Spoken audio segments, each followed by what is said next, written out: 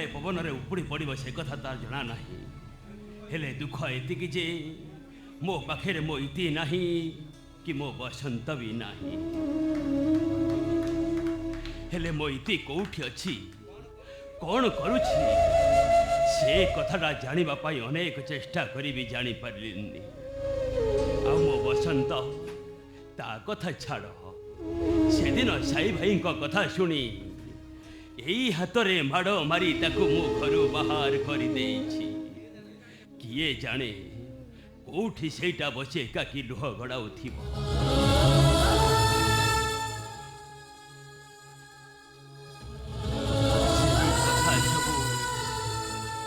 ସେଇ କଥା ସବୁ ମନେ ପକେଇ ଝୁରି ଝୁରି ଆଖିରୁ ମୋର ଲୁହ ଶୁଖିଗଲା। ମଉସା, ମୁଁ ବସନ୍ତକୁ ନେଇ ଆସିଛି। ତୁ ଏ କ'ଣ କହୁଛୁ ସତ୍ୟ? ଗୋଟେ ଖୁସିର କଥା କ'ଣ ଜାଣିଛ ମଉସା? ଆମ ବସନ୍ତ କଥା କହିପାରୁଛି। ସତ୍ୟ, ତୁ ସତ କହୁଛୁ ସତ୍ୟ? ମୋ ବସନ୍ତ କଥା କହିପାରୁଛି? ମୋତେ ପୁଣି ସେ ବାପା ବୋଲି ଡାକିବ? ଆରେ ବସନ୍ତ, ଡାକରେ ବସନ୍ତ, ମୋତେ ଥରେ ବାପା ବୋଲି ଡାକ। ବାପା!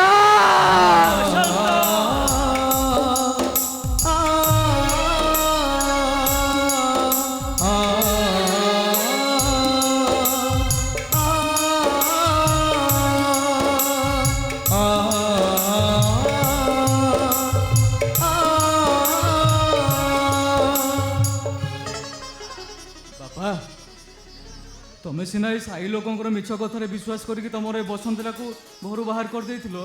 ହେଲେ ସତ କହୁଛି, ଏତେ ଦିନ ପର୍ଯ୍ୟନ୍ତ ମୁଁ ତମ କଥା ଗୋଟେ ମୁହୂର୍ତ୍ତ ବି ଭୁଲିନି। ବସନ୍ତ? ହଁ ବାପା, ବସନ୍ତ ପରା ତମ ରକ୍ତର ସୃଷ୍ଟି। ଆଉ ତମ ରକ୍ତ ଉପରେ କ'ଣ ତମର ଭରସା ନାହିଁ? ଆଉ ଇତିଟା ମୋ ଭଉଣୀଟା। ଆଉ ତମେ କ'ଣ ଭାବୁଛ ମୁଁ ଇତିକି? ବନ୍ଦ କର ବସନ୍ତ, ବନ୍ଦ କର।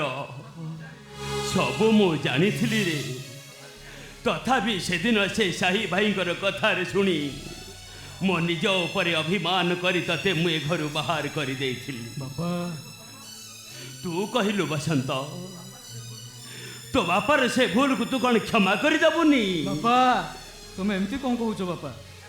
ତମେ ରାଗରେ କ'ଣ ଦେଇପାର ମୋତେ ପିଟି ଦେଲ ବୋଲି ତମେ ଭାବୁଛ ମୁଁ ତମ ଉପରେ ରାଗିଛି? ଆରେ କଥାରେ ଅଛି ପରା, ବାପା ଭାଇଙ୍କର ମାଡ଼ରେ ସ୍ୱର୍ଗର ସୁଖ ଥାଏ। ଏଥର ଆଉ ବ୍ୟସ୍ତ ହବାର କିଛି ନାହିଁ ମଉସା। ବସନ୍ତର ପାଟି ଖୋଲି ଯାଇଛି ମାନେ ପ୍ରକୃତ ଅପରାଧୀକୁ ପୋଲିସ ନିଶ୍ଚୟ ଖୋଜି ବାହାର କରିଦେବ। এই ଜିନିଷ ପାଇଁ ବେଶୀ ସମୟ ଲାଗିବନି। ଆଉ ମୋ ଇତି କ'ଣ ମୁଁ ଫେରି ପାଇବିନି?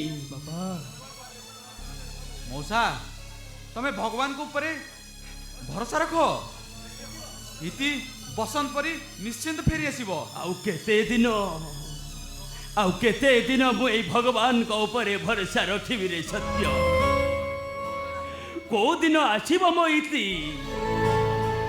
ସେଇ କଥାଟା ଜାଣିବା ପାଇଁ ଅନେକ ଦିନ ତଳୁ ମୁଁ ଅପେକ୍ଷା କରିଛି। ତମେ ବ୍ୟସ୍ତ ହୁଅନି ବାପା। ପୋଲିସ ଆଜି ପର୍ଯ୍ୟନ୍ତ ଯୋଉ କାମ କରିପାରିନି ସେଇଟା ଆଜି ତମ ବସନ୍ତ କରିକି ଦେଖ। ବସନ୍ତ? ମୁଁ ସେ ହରିଶ ପଟ୍ଟନାୟକ ପାଖକୁ ଯିବି ବାପା। ନା, ସେ ଯେମିତି ଆମ ପରିବାରଟାକୁ ଜଳି ପୋଡ଼ି ଖାରସାର କରିଦେଇଛି, ମୁଁ ବି ତାର ପରିବାରଟାକୁ ସେମିତି ସାରକାର କରିଦେବି। ନା ବସନ୍ତ, ପିଟି ପିଟି ସେ ହରିଶ ପଟ୍ଟନାୟକ ମୁହଁରୁ ଇତିର ଠିକଣାଟାକୁ ମୁଁ ବାହାର କରିଦେବି। ବସନ୍ତ? ହଁ ବାପା। ତୁ ସେଠିକି ଯା ନା ରେ ବସନ୍ତ। ସେଇଟା ମଣିଷ ନୁହେଁ, ସେଟା ଗୋଟାଏ ରାକ୍ଷସ। ତଥାପି ମୁଁ ଯିବି ବାପା। ନା, ତଥାପି ମୁଁ ଯିବି। ସେ ମୋ ରକ୍ତରେ ଯୋଉ ନିଆଁ ଲଗାଇ ଦେଇଛି ସେ ନିଆଁକୁ ମୁଁ ତାରି ରକ୍ତରେ ଲିଭେଇବି। ବସନ୍ତ? ହଁ ବାପା। ଆଇ ବସନ୍ତ, ତୁ ଚୁପ ରହ। ଆଇନକୁ ହାତକୁ ନେବାକୁ ଜମା ଚେଷ୍ଟା କରିବୁନୁ। ଓ ଆଇନ କୋଉଟା ଥିଲା ତମ ଆଇନ? ସେ ଯେତେବେଳେ ମୋ ଭଉଣୀର ଦେହଟାକୁ ଅଳିଆ କରି ଆଜି ପର୍ଯ୍ୟନ୍ତ କୋଉଠି ଲୁଚାଇ ରଖିଛି, କାହିଁ ତମ ଆଇନର ଲମ୍ବା ହାତ ତାକୁ ଖୋଜି ପାଉନି? ଆଉ ଏଇ ଦୁର୍ବଳ ପିଲାଟା ଉପରେ ସେ ଅତ୍ୟାଚାର କରି ସେ ନିଜ ଦୋଷ କରି ମୋ ମୁଣ୍ଡରେ ଅଥା ବଳି ଦେଇଗଲା। ଆଉ ତମ ଆଇନ ତ କାହିଁ ତାକୁ ଆରେଷ୍ଟ କରିପାରିଲେନି? ଆଇନ ଦେଖାଉଛ ଆଇନ? ଆରେ ଆଇନଟା କେବଳ ସେ ଅଫିସର ଫାଇଲ ଭିତରେ ଶୋଭା ପାଏ ସତ୍ୟ ବାବୁ। ଆମ ଭଳି ଝାଟିମାଟି ଘରର ଲୋକଙ୍କ ପାଇଁ ଆଇନ ନାହିଁ। ଯୋଉ ଆଇନକୁ ଭରସା କରି ଆମ ଭଳି ଲୋକମାନେ ଠକି ଯାଆନ୍ତି। ବସନ୍ତ, ହଁ ବାପା, ମୋ ଲାଗି ତମେ ଜମା ବ୍ୟସ୍ତ ହୁଅନି। ମୁଁ ଯେ ହରିଶ ପଟ୍ଟନାୟକର ହିସାବ ତୁଟେଇ ସାରିଲା ପରେ ମୁଁ ତମ ପାଖକୁ ଫେରି ଆସିବି। ନା ବସନ୍ତ, ହଁ ବାପା। ବସନ୍ତ, ମୋ କଥା ଟିକେ ଶୁଣ। ଆଉ କାହାରି କଥା ଶୁଣିବାକୁ ମୋ ପାଖରେ ସମୟ ନାହିଁ। ହରିଶ ପଟ୍ଟନାୟକ ମୁଁ ତା ଖେଳ ଶେଷ କରିସାରିଲା ପରେ ମୁଁ ତମ ଆଇନ ଆଗରେ ଆତ୍ମସମର୍ପଣ କରିବି। ଆସୁଛି। ବସନ୍ତ, ବସନ୍ତ।